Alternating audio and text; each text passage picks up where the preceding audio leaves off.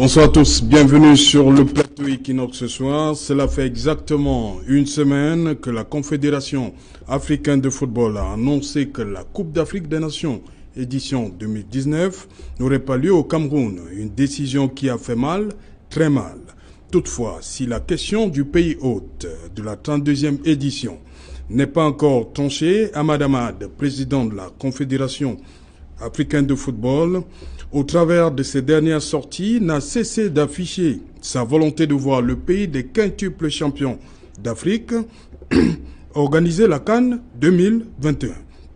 Initialement prévu en Côte d'Ivoire, le pays des éléphants, double champion d'Afrique. La Confédération africaine de football, dans sa volonté de modifier le calendrier, s'est bien évidemment attiré les foudres des Ivoiriens. Pendant ce temps, au Cameroun, le dilemme de la livraison des infrastructures en mars 2019 plane comme une espèce d'épée de Damoclès sur le pays tout entier. Qu'en 2021, ce sera au Cameroun, selon Ahmad Ahmad. Madame, Monsieur, c'est le fait du jour.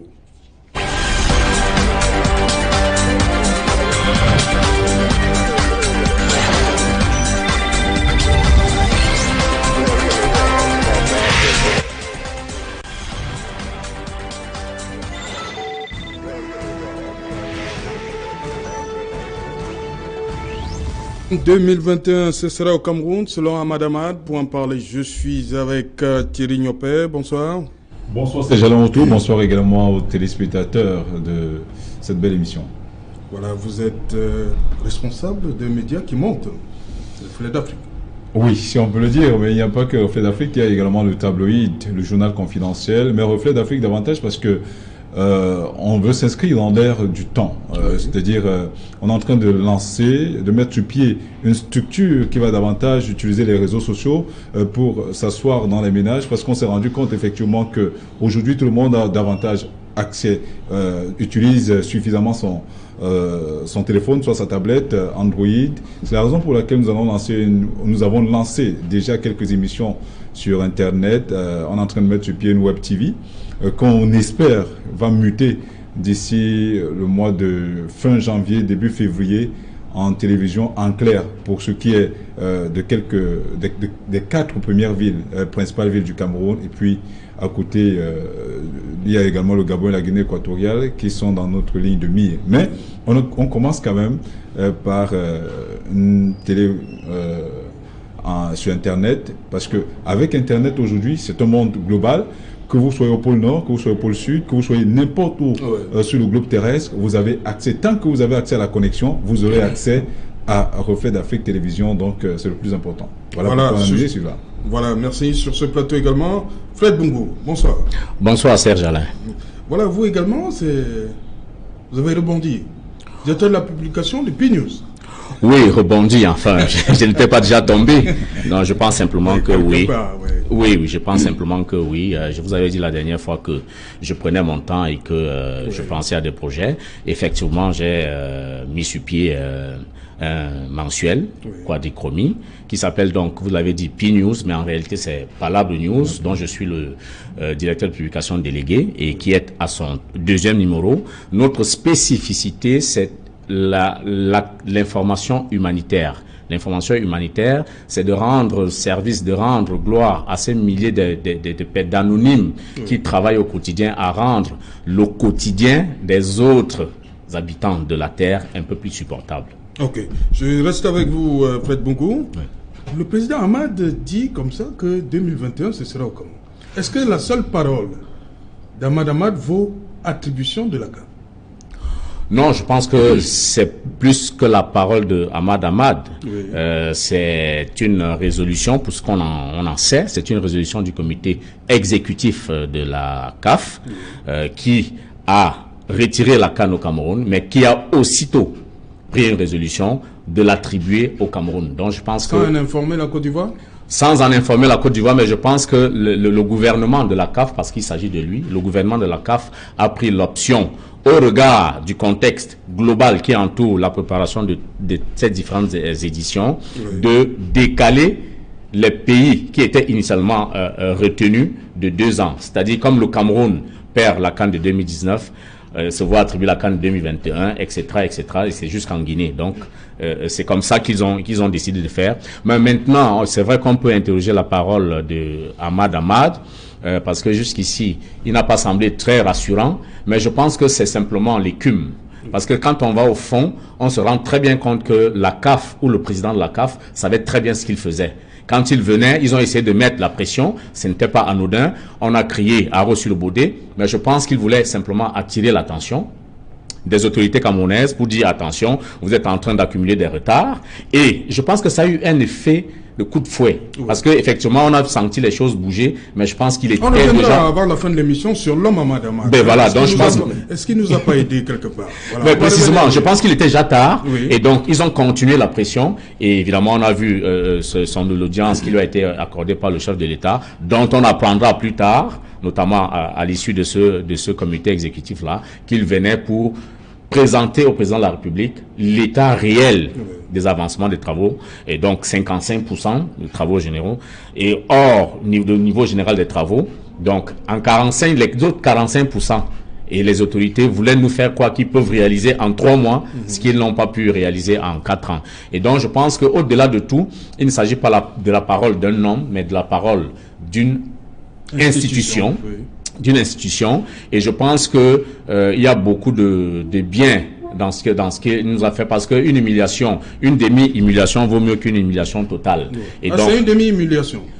Je ne dis pas, mais je pense que si on nous avait laissé le soin d'organiser la CAN et qu'on on s'en était révélé incapable, je pense que l'humiliation allait être beaucoup plus cuisante. Je pense que le fait que la CAF arrête les frais assez tôt nous permet au Cameroun de réajuster le tir, je l'espère.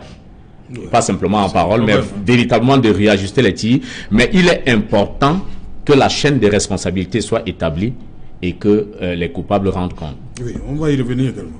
Thierry Nopé, on a quitté le champ sportif pour le champ politique. Est-ce que ce sera si facile que ça? Je dirais vous voyez les 2 hommes, Paul Biya, Ouattara, il n'y a rien prévu dans ce sens, non? Je dirais pour le champ diplomatique et non politique. Oui. Fred a souligné tout à l'heure, est-ce qu'on devrait croire Ahmad Ahmad sur ses propos? Fred a souligné que c'est la décision du comité exécutif de la CAN. Je continue à croire.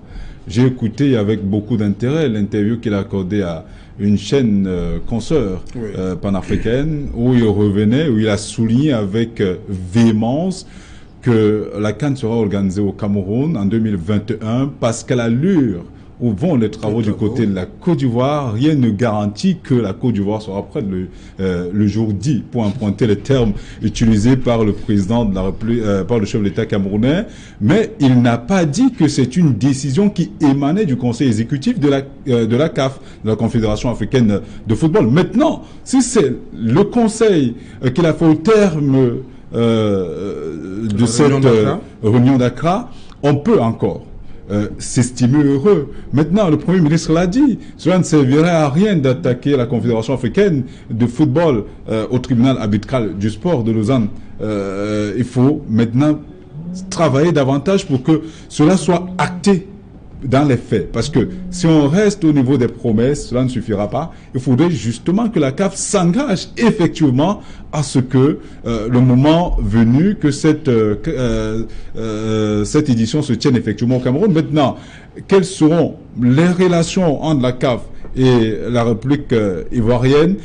Je continue à croire que Ahmad Ahmad est un fin diplomate, on l'a vu, hein.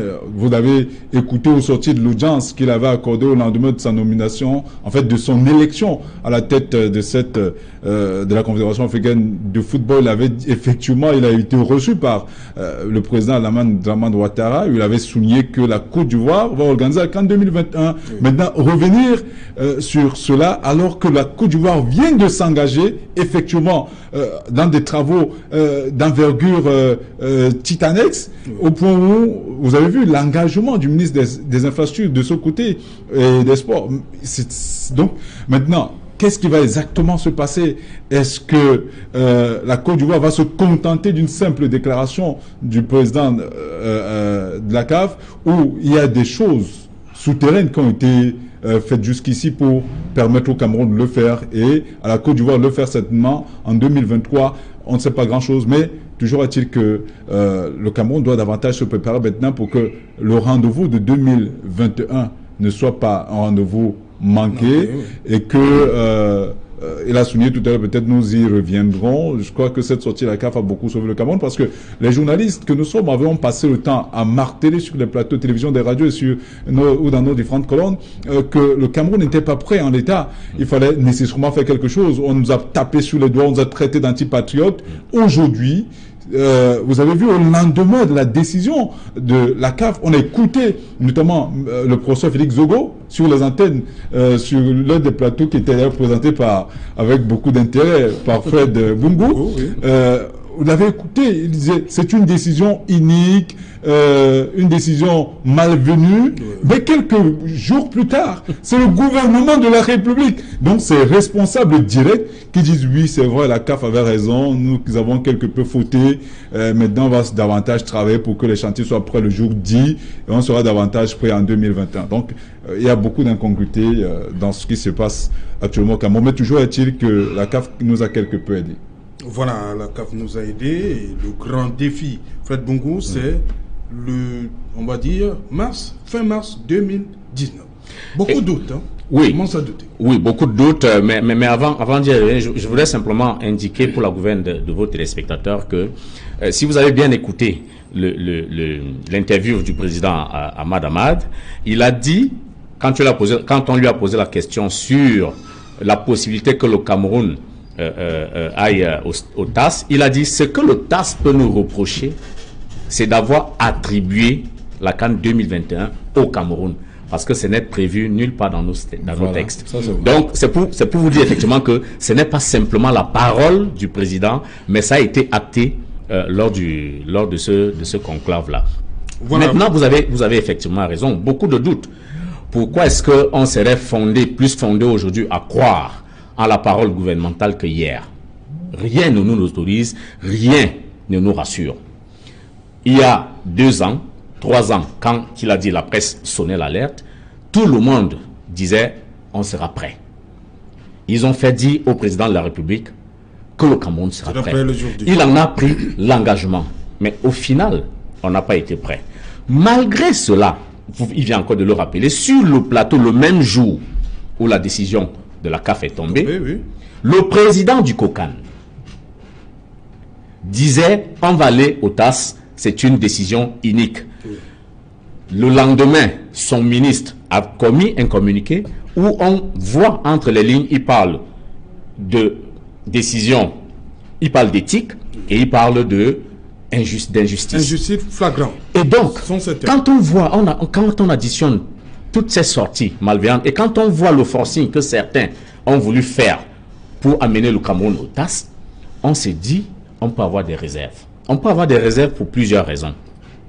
Parce que, je viens de vous le dire, 45% des travaux généraux restent à réaliser. Il faudrait bien qu'on nous prouve qu'on peut faire ça en 3 mois. Alors qu'on n'a pas pu le faire. On n'a pas pu faire 55% en 5 mois. On a pu réaliser que 55% en 5 ans. Et donc, à ce niveau-là, je pense que rien ne sert plus. Fred, une minute. Oui. Je crois que les travaux ont véritablement débuté en 2017, hein, parce que Ahmad Ahmad parlait de ça. La CAN a été activée en 2014. Oui, c'est en 2014. Donc, entre 2017 et aujourd'hui, lorsque la CAN nous est retirée, on est presque... Bon, le ministre Bidoumpa dit que c'est 80%. Nous sommes à 80% responsables. Mais Ahmad Ahmad dit qu'il y a des chantiers qui sont à 70%, d'autres à 60%, et d'autres encore même à 50%. Absolument. Moi, je parle de l'avancement général, général des travaux. C'est ça qui est à 55%. Oui. Mais entre la CAN 2016, selon la CAF, entre 2016 où on a organisé la CAN féminine et 2018, 2 ans plus tard, quels sont les chantiers qui ont abouti? Aucun. Bien. Non, il y a des chantiers qui ont abouti. Moi, je vous dirais que le stade Mbappé à côté, ici à Douala. Ce n'est pas terminé. Ce n'est pas terminé, mais qui ont suffisamment évolué. Ils sont à plus de 90%. On parle d'aboutir. En réalité, ce n'est pas pour excuser ce qui est en train de se passer. Ben voilà. Parce que nous, on a longuement condamné ce qui se passait. Parce que quand on regarde, à moins que... oui, allez-y d'abord. Voilà. Quand on regarde ce qui se passe au niveau du stade de Japoma, vous avez vu, au lendemain de la décision de la CAF, le gouverneur de la région du littoral, M. Samuel Diva Dubois, est descendu sur le terrain. On s'est rendu compte sur le terrain que les chantiers qui entourent le stade de Japoma ne sont pas à 10% de réalisation. Absolument. Ce n'est pas en 3 mois qu'on construit nos routes. Ce n'est pas en 3 mois, ce n'est pas en 2 jours qu'on coule les dalles ou qu'on reprofite un certain nombre de choses. Il y a beaucoup de choses qui devraient être faites, qui n'ont pas été faites. Quand vous regardez le visage de la ville de Douala, il est lugubre. À quoi on sévit jusque-là le délégué du gouvernement? Aller du côté de Bafoussam, où le stade de Bafoussam également devrait... moi j'y sors. Il n'est pas du tout possible de rouler sur l'axe principal qui mène au stade du côté de Bafoussam. Ce n'est pas en 3 mois que cela aurait pu être possible. Vraiment faire un procès au-delà de la condition ou des conditions de sécurité, parce que ce n'est pas le plus important. On l'a souligné avec la CAF. La question sécuritaire ne se posait pas avec beaucoup d'acuité. On pouvait bien éliminer le stade de Limbé ou le stade de Limbé et se focaliser sur éliminer même Garoua et se focaliser seulement sur les 2 principales villes du pays et que la CAN se serait jouée. Donc le plus important était au niveau de la réalisation de ces chantiers. Mais en réalité, beaucoup de choses n'ont pas été faites. On pourra peut-être revenir sur les conséquences tout à l'heure, parce que quand on regarde pourquoi entre 2014, où la CAN a été attribuée au Cameroun, et le début des travaux, on estime que c'était un problème d'études de dossiers, au-delà même. Pour eux, ils ont passé le temps à étudier des dossiers. Il y a des comités qui ont été mis sur pied, démis et réinstallés. Et seulement parce que moi, je pense la vraie raison, en fait, c'est que ces gens, connaissant comment ça fonctionne au Cameroun, ont freiné des 4 fers pendant 3 ans, en sachant que quand le Cameroun fonctionne sur état d'urgence, il y a beaucoup de choses qu'on ne contrôle pas. Il y a des marchés de gré à gré. C'est pour ça que vous trouverez dans l'une des notes qui a été signée par le secrétaire général adjoint des services du Premier ministre, vous trouverez un marché de gré à gré de pratiquement 1,8 milliard de francs. C'est pas pour une vingtaine d'ambulances. Ce n'est pas raisonnable dans un pays où on dit lutter contre la corruption, où on dit lutter ou favoriser l'émergence. On ne peut pas, dans ces conditions, estimer que les bailleurs de fonds n'ont pas tort de nous dire arrêtez de continuer. Si vous continuez, vous allez vous casser le nez. Et c'est ce qui s'est passé malheureusement. Sylvain Tchokoga nous a rejoint sur ce plateau. Bonsoir. Merci, bonsoir Serge Alain, bonsoir des millions de téléspectateurs et aux copanélistes, bonsoir. Vous êtes le président d'une association qui aime le Cameroun, qui se bat pour le Cameroun. À nous le Cameroun. Oui. Voilà, on a perdu la CAN en 2019, il y a exactement une semaine. Comment vous vous êtes senti de ce côté-là? Effectivement, à nous le Cameroun, n'ayant pas la prétention d'être seul à aimer le Cameroun, nous avons simplement eu le regret parce que on l'avait dit il y a 1 an sur nos plateformes. Je pense qu'à cette époque, parce que en ce moment, quand j'ai suivi l'introduction des uns et des autres ici, j'ai envie de dire que ceux qui n'ont pas vu venir cette affaire, effectivement, c'est ceux-là qui ont perdu le nord de telle façon. Comment est-ce que l'équipe qui allait défendre cette CAN était constituée de l'ancienne équipe sortant de la FECAFOOT? Et il faut bien sûr rappeler que, d'après ce qui nous a été rapporté, un cabinet français avait demandé de l'argent, 1 milliard de francs, pour constituer la documentation pouvant permettre au Cameroun d'être en possession de sa CAN le jour dit. Mais les mêmes gens qui ont passé le temps à torpiller tous les projets visant à développer le Cameroun au niveau du sport à l'intérieur de la FECAFOOT, sous Tombi Aroko, parce qu'il faut le nommer, ce sont eux qui sont allés défendre, premièrement, ça s'est fait sur les diapos 3D. On se posait bien la question, est-ce qu'il y a eu, est-ce qu'on a mesuré, est-ce qu'on a fait déjà une étude préalable des besoins directs? Nous n'avons pas vu cela. Ils ont débarqué plusieurs fois au Maroc pour aller négocier l'obtention de cette Coupe d'Afrique. Au sorti de là, Tombi était celui-là qui s'était félicité du fait que à 21 équipes, c'était pour le Cameroun un exploit que le Cameroun devait réaliser. C'était à 24. Oui. C'était un exploit. Alors, il faut bien sûr dire que ceux qui ont passé le temps à tirer le Cameroun vers le bas, les ficelles, ont bien hulé ceci. La preuve, quand Thierry évoquait tout à l'heure le fait que le secrétaire général adjoint du service du Premier ministre a signé un marché de pratiquement 1 milliard de gré à gré, il faut bien sûr se poser la question, s'il faut regarder toutes les entreprises, s'il y a aujourd'hui à faire un rapport républicain, on doit bien sûr se rendre compte que tous ceux qui interviennent ou qui ont intervenu jusqu'aujourd'hui dans le cadre de cette compétition, ou alors dans le cadre de la préparation, n'ont jamais eu un contrat en bonne et due forme. Ça a été toujours comme on nous a toujours tiré, comme on nous a toujours gouverné. Ça veut dire qu'une affaire entre copains, copines, nous l'avons vu avec la CAN féminine, où le président de la commission locale des votes a donné des marchés gré à gré à ses amis, et c'est là où nous en sommes. Quand on parle des stades, figurez-vous ces gens-là autour, si les stades même étaient déjà construits, est-ce que c'était possible que dans le contexte camerounais... Il n'y a pas que les stades. Hein? Il n'y a pas que les stades. Oui. C'est un événement qui reçoit des millions de personnes à l'entrée d'un match et à la sortie d'un match.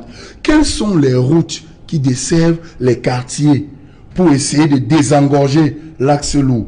Mais on a présenté l'axe lourd comme l'élément moteur, comme infrastructure. Oui. Or, ce n'est pas de ça qu'il s'agit. Dans les quartiers, vous êtes sans ignorer que au jour d'aujourd'hui, quand on parle de la CAN, il s'agit quand même d'un événement prestigieux où on a, dans toute la ville, regardez comment la ville de Douala est sombre. Nous sommes pratiquement à 4 mois. Regardez l'obscurité qu'il y a dans la ville de Douala. Okay. Regardez, là, on peut constater avec la pluviométrie qui a carrément changé ces derniers jours. Quand il pleut un tout petit peu, regardez les mares d'eau, regardez les moustiques, regardez, on parlait du stand Bapilépé. Faites le tour d'Aqua. Vous allez vous rendre compte que personne ne peut arriver au Cameroun. Et même si on forçait cela, quel devrait être le rapport, l'image du Cameroun à terme, pour dire que ceux qui, eux, ils le savaient. La preuve, ils ont passé le temps à forcer le ministre des Finances qui décaisse de l'argent et qu'il a refusé de le faire. Voilà. Nous en sommes là où nous sommes. Vous arrivez justement à cette fameuse rencontre d'il y a 2 jours, Fred Bongo. Ouais. Je vais appeler ça désaccord gouvernemental. Hein. Le Premier ministre dit qu'il faut à tout prix, les chantiers ne doivent pas s'arrêter. D'un autre côté, bon, c'est pas... Le ministre des Finances dit qu'il faut d'abord faire un inventaire, parce qu'il y a un problème.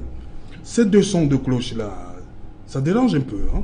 Oui, ça dérange du gouvernement. Oui, ça dérange. Je vais y revenir, mais je voudrais quand même faire une petite précision. Lors de l'attribution, lors du réaménagement de la CAN, il faut dire que, d'abord, pour l'attribution, c'était une volonté politique. Oui. C'est la volonté politique du président de la République qui a été mise en œuvre. Oui. Maintenant, le changement au Maroc, si vous vous souvenez très bien, au lendemain de ce changement-là, le président de l'époque, Tombi Aroko, dit précisément que le Cameroun ne va pas l'accepter et que le Cameroun va aller au TAS. Mais c'est le gouvernement qui lui tape sur les doigts et le lendemain de cette sortie, il dit le Cameroun va accueillir la CAN à 24. Bon, on ne va pas revenir sur ça. Oui. Maintenant, ce que vous évoquez, je pense qu'on ne peut pas être tranché sur ce débat-là. Et je pense qu'au-delà Pour vous, Fred Bongo, dites-moi sincèrement, qu'est-ce qu'il faut faire? Il faut s'arrêter ou bien il faut continuer avec les chantiers? Moi, je vais vous expliquer pourquoi il ne faut pas être tranché. Oui. Je pense que pour un effet psychologique sur les populations, sur les fans du football qui ont été frustrés, il faut que les travaux avancent, que les travaux continuent. Il faut que les Camerounais voient les travaux continuer. Mais maintenant, de l'autre côté, par rapport à toute la cacophonie qu'on a observée et dont Thierry a relevé ici quelques éléments fondamentaux, il est quand même important de faire l'inventaire. Mais non pas de dire que qu'on regarde ce qui est dans le cahier des charges, parce qu'on sait ce qui est dans le cahier des charges, mais d'auditer les travaux. Je pense que c'est le terme que moi j'utiliserais. Oui. Il est important d'auditer les travaux pour voir effectivement entre ce qu'on a déclaré, ce qui est fait, parce que vous savez très bien que les chiffres qui sont avancés sont astronomiques. Oui. On ne peut pas laisser passer tout ça par pertes et profits, ce n'est pas possible, parce que c'est l'argent du contribuable camerounais. Lorsqu'on nous dit que, lorsqu'on apprend, c'est pas officiel, qu'un camion de sable... 700 000 francs. 700 000 francs. Enfin, le fer de 8 à combien? Enfin, ben enfin, 11 000 francs. Soyons sérieux. Le sac de ciment à combien? Soyons sérieux, vous le connaissez. 16 050 francs. Et donc, il faut auditer. Oui. Moi, je pense qu'il est important d'auditer, mais pour l'effet psychologique, il est tout aussi important que les Camerounais voient les travaux continuer. Et non pas simplement les travaux des stades, parce que la CAN, ce n'est pas que les stades, oui, la voirie urbaine, mais bon sang, regardez la sortie est de Yaoundé. Ce n'est pas possible. Regardez les voies qui mènent au stade de Japoma. Rien n'est fait.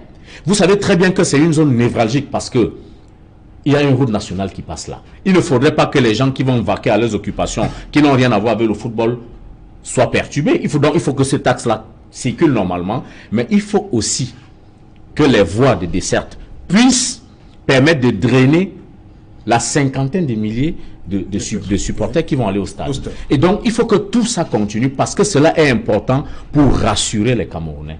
Mais en même temps, je pense que, comme je l'ai dit tout à l'heure, il faut établir la chaîne des responsabilités. Et pour le faire, il faut auditer les travaux. Moi, je parlerais plutôt, non pas d'inventaire, mais d'audit. C'est votre avis, il faut continuer les chantiers ou bien... Marquer ce temps d'arrêt. Il faut nécessairement continuer les travaux parce que cela a un impact psychologique, il a souligné tout à l'heure. Mais au-delà de cette continuation, tout le monde est d'accord et d'avis là-dessus, il faut auditer ce qui a été fait. Parce qu'on ne peut pas concevoir qu'à côté de la CAN, que ces gens aient élaboré, échafaudé un certain nombre de choses qui n'avaient rien à voir avec le cahier de charge initial. Absolument. Quand vous écoutez le ministre des Sports et de l'Éducation physique, Ismaël Pierre Bedoumpa, qui vous dit qu'à côté, on avait prévu la construction de 8 hôpitaux de référence, ou le rapport avec la CAN. À côté, on avait programmé acheter des locomotives pour Camrail, ou le rapport avec la CAN, des avions pour Cameco. Et il précise lui-même que ce sont autant d'éléments qui ont alourdi les procédures, quelque peu grappiller même le budget qui aurait été, en fait, qui aurait servi, notamment à la construction des choses qui rentraient dans le cahier de charge. Donc, il faudrait passer au pain fin tout ce qui a été fait. Et le ministre des Finances, vous l'avez écouté, est également partie prenante dans ce qui s'est passé. Parce que quand vous écoutez quelqu'un, vous envoyez, je vous assure, quand j'ai lu cette lettre, parce qu'elle tient sur une feuille, où on parle de 1,8 milliard de francs CFA sur une feuille, sur haute instruction du chef de l'État. Prière 2. Et à la fin, rendre compte pour la haute attention, la haute information. Ils ont une belle manière de faire vendre cela, sur haute instruction, sur haute compréhension. Voilà autant de choses en réalité qui ont paralysé tout ce qui chacun a essayé de mettre ces gens. On le soulignait tout à l'heure, quand vous analysez des entreprises qui se sont impliquées dans la gestion de ce dossier, vous vous rendez compte que beaucoup étaient des entreprises qui au départ n'avaient pas été choisies. Il y a même des entreprises qui étaient bien parties pour soumissionner et faire des travaux de qualité, mais à la dernière minute, ces entreprises ont purement et simplement été mises de côté. Vous parlez de la période 2015-2017. Voilà.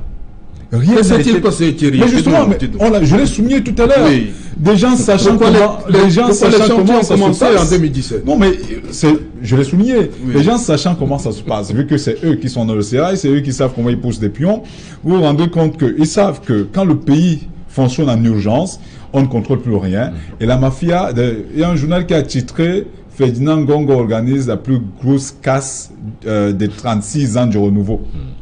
Cela explique tout. Ce sont des gens qui maîtrisent les rouages du système. Ils ont freiné de 4 fers pendant 3 ans pour que, à la dernière minute, que l'on commence à courir. Et quand on court, ce sont des grilles à grilles. Vous savez, en principe, que la loi est claire au niveau de la passation des marchés à plus de 4,9. Nous, on appelle ça 4,9. En fait, c'est 4 900 000. À près de 5 millions, c'est la commission des marchés nécessairement qui doit statuer pour attribuer le marché à quelqu'un à plus de 5 millions. Imaginez donc qu'un marché de près d'1 milliard soit passé de gré à gré. Quelles peuvent être les rétro-commissions autour? Nous sommes dans un pays où on a comme l'impression que les gens fonctionnent plus par rétro-commission. Vous évoquez quelques aspects tout à l'heure, le ciment, le sable et tout cela. En réalité, ce sont des choses qui se passent au-delà même de la canne. Imaginez, quand vous lisez la Mercuriale camerounaise, si on vous donne le coût d'un stylo à billes qui coûte 100 francs, vous allez poser la main sur la tête. Malheureusement, c'est ce qui se passe. Il faudrait que... la dernière fois, on parlait de la loi du projet de loi de finances 2009. Vous vous rendez compte que, ça je le soulignais, en 2009, on devrait passer le temps à spolier les plus pauvres pour enrichir les plus riches. Parce que le train de vie de l'État n'a pas changé entre-temps. Au même moment où la Comica devait en réalité commencer le travail, qu'est-ce qu'ils ont commencé? Ils ont commencé à acheter d'abord des voitures. Alors que toutes ces personnes ont des voitures. À quoi servaient ces voitures-là? Prenez même juste une digression, la Commission nationale pour la promotion du bilinguisme et du culturalisme, quand on demande 700 millions pour l'achat des véhicules, c'est 15 véhicules. Ça sert à quoi? Ce sont autant de goulots, d'étranglements qui paralysent ce pays. Il faudrait que cela change. Mais je crois, d'aucuns vont passer le temps à accuser les ministres. Moi, je crois que la première personne à être interpellée, qui devait être interpellée, je sais que nous taperons sur les doigts, nous taperons personnellement sur les doigts, mais je continue à croire que c'est le chef de l'État. Monsieur Sergent Autour, vous ne pouvez pas engager les chantiers de votre maison sans pour autant y faire un tour. Sans pour autant savoir comment ça fonctionne. Ne me dites pas qu'entre Etoudi et Olimbe, la distance est aussi grande pour que le chef de l'État ne puisse pas prendre 30 minutes de son emploi du temps extrêmement chargé pour aller visiter les chantiers. Il ne l'a pas fait une seule fois. Pourtant, je suis sûr que s'il avait effectivement, et s'il était descendu sur le terrain, les choses allaient. On l'a vu quand il vient à Douala. Vous voyez la physionomie de Douala? Tout commence à changer, on commence à tout fermer. Quand Madama dit entre l'aéroport de Simalen et le palais de l'unité, il n'a pas vu de nid de poule. Ce sont les Camerounais qui font des mauvais rapports. Mais dans son imaginaire, dans sa tête, est-ce qu'il est possible de voir un nid de poule là où le chef de l'État passe tous les jours? Ce n'est pas possible. Donc, si le chef de l'État était descendu, notamment à Douala, aller du côté de Japoma, malgré, je peux imaginer son âge, quand même à son âge, on ne se déplace pas beaucoup. Mais, oui, en même temps. Mais le fait de rouler, vous avez vu ce qui s'était passé quand il allait inaugurer la centrale à gaz du côté de Ndukpasi, quand il a fait la route, au lendemain la route, le goudron est passé. Hein. Ça veut dire que s'il avait ne serait-ce que fait ces petits déplacements, je crois qu'il n'aurait pas été surpris par la décision de la CAF. Donc, je ne peux pas excuser la première personne parce que c'est lui qu'on a voté. C'est lui que les Camerounais connaissent. Les Camerounais ne connaissent pas Ismaël Père Bidoumpak, Ferdinand Gongo, Séraphin Magroff et les autres. On ne les connaît pas du tout. On connaît le président Biya. C'est lui qui s'est engagé devant la représentation, devant le peuple camerounais. Et pour cela, il mérite en principe d'être interpellé jusqu'à preuve de contraire. Oui, non, je voulais simplement enfoncer un tout petit peu le clou pour dire qu'il est évident que le leadership politique a failli dans cette affaire. Vraiment, ça, c'est comme le nez sur la figure. Et puis, quand on a le pouvoir de sanction, dénoncer seulement ne suffit pas. Or, tout au long des 36 ans, on se rend compte que des discours en discours, d'allocution en allocution, le chef de l'État qui a le pouvoir de sanction suprême se contente de dénoncer. Que nous manque-t-il? Que nous fait ceci, tout ça? Quand on peut sanctionner, cela ne suffit pas. Et on le voit très bien. Jusqu'aujourd'hui, rien n'a bougé. Les mêmes gens sont là. On va peut-être créer une commission. Nous annonçons un gouvernement dans quelques jours. Je n'en sais rien. Moi, les gouvernements au Cameroun, c'est lié dans la boule de cristal. De toutes les façons, je pense que dans cette affaire-là, on ne peut pas éluder les responsabilités. Et vraiment, il y a question que... C'est ça qui va calmer les Camerounais? Je pense. Je pense qu'aujourd'hui, au-delà du pain seulement, les Camerounais aussi ont besoin de sang. De voir que ceux qui compromettent leur avenir, ceux qui compromettent leur bien-être, peuvent être sanctionnés. C'est aussi cela, démontrer qu'on ne peut pas s'amuser avec la parole présidentielle. Parce que la parole présidentielle dans un pays, c'est la plus haute. Et au-delà de ça, quand on a atteint l'âge du président de la République, ce qui sort de votre bouche doit être sacré. Si ce n'est plus sacré, ça veut dire que vous ne représentez plus rien. Et ça, c'est très grave quand on est président de la République et donc le père d'une nation. Ok, Sylvain Tchokoga, on va revenir sur cette vision du ministre Motazé qui pense qu'il faut arrêter, il faut marquer un temps d'arrêt. Mais est-ce que on est sûr, connaissant la mentalité camerounaise, on est sûr que ces chantiers-là vont reprendre?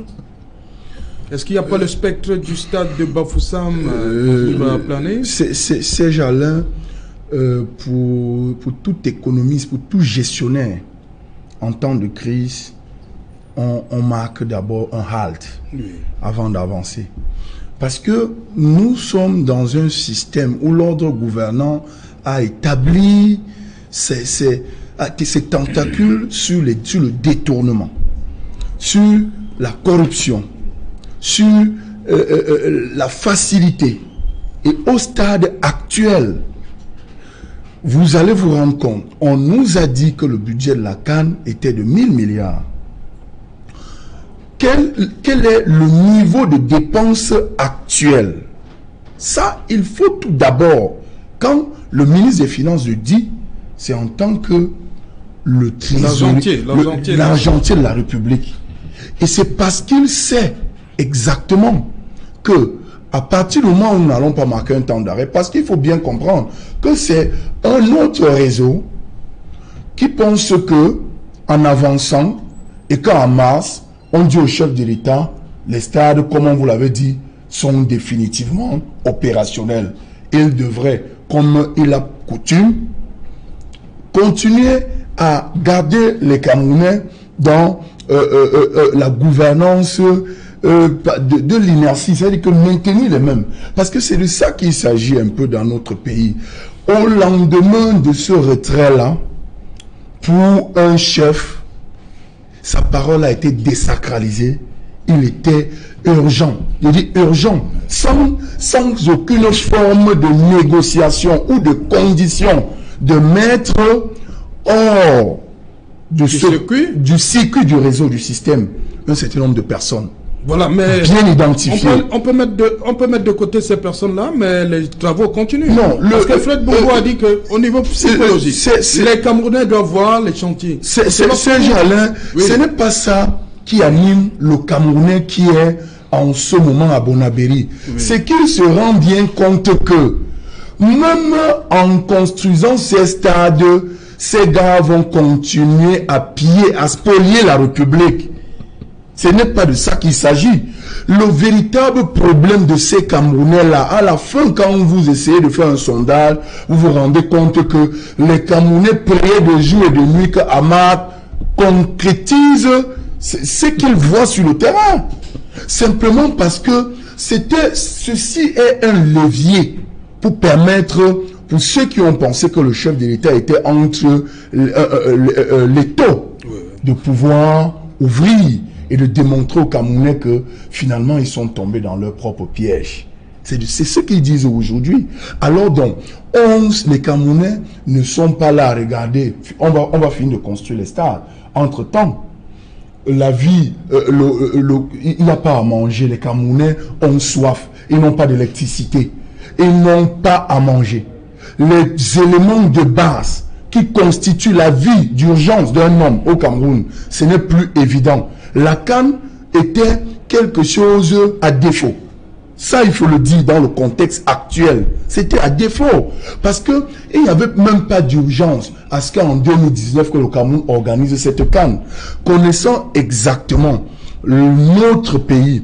Or, le chef de l'État, en prenant l'engagement en 2014 de mettre ce vœu-là, c'était pour que, ensemble, qu'il y ait une sorte d'émulation sur le plan de services de base des Camerounais. Mais on s'est bien rendu compte que ils se sont concentrés sur ce qui permet de détourner plus et de laisser le gars de Niala croupi avec sa moto dans la boue, dans la misère. C'est fait exprès. Nous l'avons dit, dans notre pays, on ne procède que au management de l'incantation. C'est le vaudou qu'on fait dans notre pays, au lieu de diriger les hommes. C'est du vaudou. Alors, Thierry disait tout à l'heure qu'il faut dire que le chef de l'État est le premier responsable. Ça, on le concède, parce que c'est lui qui en a le mandat des Camerounais. Mais quand on le prend sur ce prisme-là, nous allons donc conclure que le chef de l'État fait des mauvais castings et il n'est qu'entouré des personnes qui produisent depuis 36 ans la famine, la soif et l'hostilité au Cameroun. Conséquence de course où nous allons. Même si, je pense que même le débat qu'il y a autour de 2021 n'a pas cours. Simplement parce que si le chef de l'État ne passe pas à la vitesse de la sanction réelle, visible, même en 2021, Saint-Jalin, connaissant la mentalité, parce que c'est du vaudou qui se pratique dans notre pays au sommet de l'État. Ce n'est pas de la gouvernance. On ne pense pas au gars qui est à Bepanda, on ne pense pas au gars qui est à Bertois. Oui. Vous connaissez la situation de Bertois. Quand on parle seulement de Douala, la Coupe d'Afrique, c'était un moyen, comme je l'ai dit, pour le chef de l'État de permettre que les services sociaux de base des Camerounais soient d'abord pris en compte. Okay. Ce n'est pas pour rien qu'un budget de 1000 milliards a été donc arrêté pour permettre au Cameroun de refaire la peau totalement. Ok. Je crois que Thierry Nyopé, les gens pensent qu'il faut un balayage systématique. Pour revenir à ce que dit le ministre Motazé, l'inventaire, est-ce que ça empêche les travaux de se poursuivre? Non, on a dit, moi je continue à croire que sur le plan psychologique, c'est important d'évoluer, mais peut-être pas la vitesse que nous en résistions jusque-là. Parce que je vous rappelle qu'il y a un emprunt obligataire qui a été souscrit au mois de novembre, donc il y a quelques jours. Maintenant, et dans cet emprunt obligataire qui tourne autour de 204 milliards, il y a 107 milliards qui étaient exclusivement consacrés aux travaux en urgence de la CAN. Maintenant qu'il n'y a plus urgence en l'organisation de la CAN, il est question peut-être de rebudgétiser et de redistribuer cet argent. Non, la CAN n'aura plus lieu en 2019 au Cameroun. Non, on doit montrer un visage à la CAF en mars 2019, Thierry. On n'a pas l'obligation de montrer ce visage à la CAF en mars 2019, parce que nous n'organiserons rien en mars 2019. Il est davantage question de permettre aux Camerounais de voir ces structures, parce que les stades sont des stades des Camerounais. Ce sont nos stades. Après la CAN, il y aurait eu toujours, ces stades devraient rester là. Donc c'est une propriété du Cameroun. On ne voit pas pourquoi on devrait nécessairement se mettre la pression pour atteindre ce cap-là. L'essentiel est que ces stades soient livrés et que tout ce qui tourne autour de ces stades, notamment ces routes secondaires et principales, soit livré également à temps pour permettre à la population de vaquer simplement à ses occupations, parce que je vous rappelle qu'il n'est plus possible à l'heure actuelle de passer de Ndokoti par Niala pour atteindre Yassa et aller et attaquer l'axe lourd. Ce n'est plus possible de ce côté. Et quand vous prenez l'axe lourd, c'est encore un véritable chemin de croix. Donc, vivement que toutes ces structures et ces infrastructures accompagnent ces chantiers, mais il n'y a plus urgence. C'est pour ça donc que je pensais que même le budget de 4 805,5 milliards, ce projet de budget qui est soumis à l'appréciation du chef de l'État, parce qu'il a été adopté par les parlementaires, devrait, parce que à l'intérieur, il y a des lignes consacrées aux travaux de la CAN. Maintenant qu'il n'y a plus urgence, et là, pourquoi pas, question, si cela avait été promulgué au-delà de ce que nous avons appris des fiscalistes, on aurait pu, le chef de l'État aurait pu, pourquoi pas, faire une ordonnance pour rééquilibrer un certain nombre de choses. Maintenant, est-ce que l'Assemblée va une fois de plus être convoquée en session extraordinaire pour examiner un certain nombre de choses? On n'en sait pas grand-chose, mais toujours est-il que 2019 devrait être une année extrêmement difficile pour les Camerounais à cause de la pression fiscale due à la CAN. Maintenant qu'il n'y aura pas la CAN, il faudrait bien qu'ils nous disent de quoi ça va retourner. Maintenant, au-delà de cet aspect, je continue à croire qu'on ne saurait dire que les autres sont mauvais, le chef de l'État est seul bon. Non, je fais une révélation, une nuance. Saint-Jalin, je serais parti d'ici sans le dire. Je suis directeur de la communication d'un projet qui tournait autour de la CAN, dont le Premier ministre nous a donné mandat, tous les autres ministres, y compris le président de la commission locale, jusqu'à aujourd'hui, est resté réticent. Nous qui sommes allés sur le terrain, nous qui avons tourné autour de ce projet-là, simplement parce que c'est un projet qui visait aujourd'hui à développer un secteur d'activité. Et ce secteur d'activité-là touchait les plus pauvres. Mais je peux vous dire ici que le Premier ministre nous a reçus et il nous a donné toute l'onction s'agissant que cela, en relation avec la CAN, ça devait permettre de telle enseigne que ce secteur d'activité-là, en 2019, s'ouvre au monde entier. Mais le ministre autour, c'est de ça qu'il s'agit. Il faut comprendre aujourd'hui que dans l'appareil gouvernemental, ceux qui ont la charge et la mission aujourd'hui de conduire le Cameroun, c'est des clans après clans. Ce sont des clans, ils ne sont plus au service des populations. C'est la raison pour laquelle il ne faut pas excuser la responsabilité de celui qui les nomme. Fred Bougou l'a dit tout à l'heure, ça aurait été très minimaliste, parce qu'il a le pouvoir de sanction. Il est le seul capable, jusqu'à preuve de contraire, tout le monde est agrippé, que ce soit son décret ou pas, que ce soit lui qui propose des hommes ou pas, mais c'est son décret qu'on attend. Il s'agit d'un système.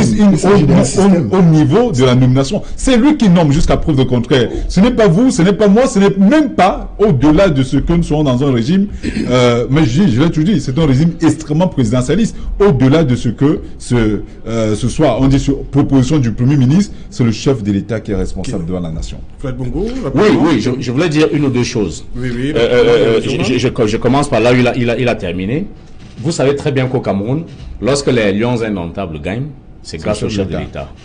Lorsqu'on a quelques victoires, quelles qu'elles soient, c'est le chef de l'État. Alors il faudrait aussi qu'il accepte d'endosser les défaites. Okay. Et c'est bon, Oui, on va revenir. On va revenir, ok. Parce que... Nadine Yambou, bonsoir. Bonsoir Serge-Alain Autou et bonsoir aux invités d'Equinox Soir. Voilà, dans un instant, le 20h, comme tous les vendredis, c'est Nadine Yambou qui est aux commandes. Nadine, au menu ce soir. Ce soir, Serge-Alain Autou, nous vous présenterons les images du deuxième pont sur le Vouri. Le chantier sera livré ce 21 décembre 2018. L'annonce est du gouverneur de la région du littoral, Samuel Dieudonné Ibarra-Dibois, a effectué une descente sur le site ce vendredi.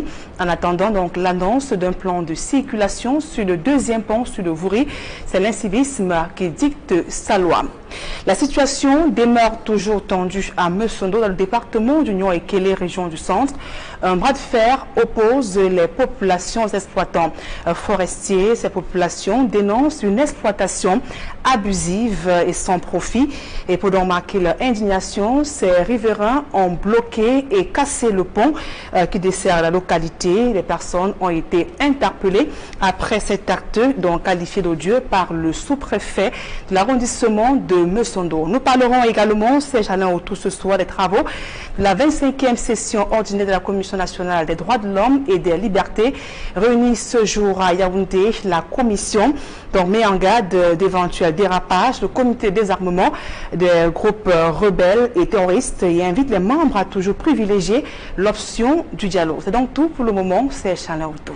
Voilà, développement de tous ces titres, c'est dans le 20h de Nadine Yambou. Dans un instant, quant à moi, je vous retrouve après pour Equinox Soir, deuxième partie. Ce sera le temps du débrief, toujours en compagnie de nos trois débatteurs. Tout de suite, la pause de journal.